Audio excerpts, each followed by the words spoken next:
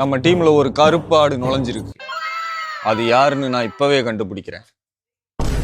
Soldiers, rotate your heads. சோல்ஜர்ஸா? Captain, இருக்கிறதே நான் ஒருத்தன் தான். அதைத்தான் நானும் சொல்றேன். இருக்கிறதே நீ ஒருத்தன் தான். நம்ம டீமுக்கு என்னதாச்சு?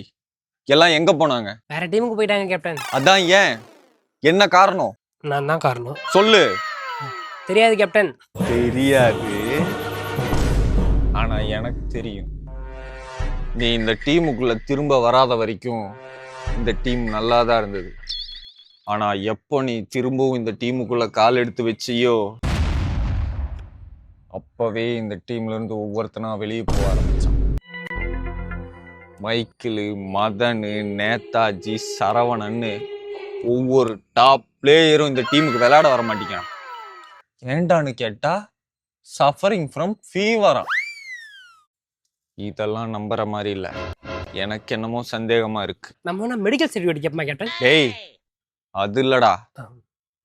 இதெல்லாம் இவனுங்களா பண்றானுங்களா இல்ல பின்னாடி இருந்து எவனாவது தூண்டி விடுறானான்னு சந்தேகமா இருக்கு. தூண்டியா?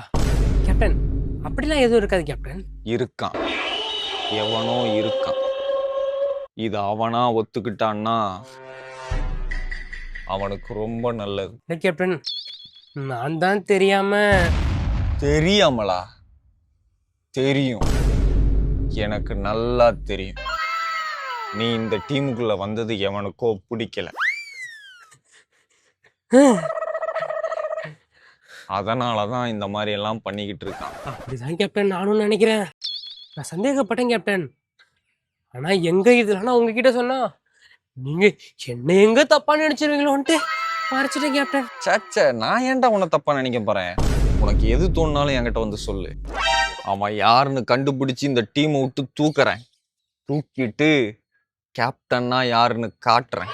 Come on captain. காட்டுறேன். என்கிட்ட வந்து என்னையே கண்டுபிடிக்கிறேன்றிய? நீதான்டா கேப்டனு.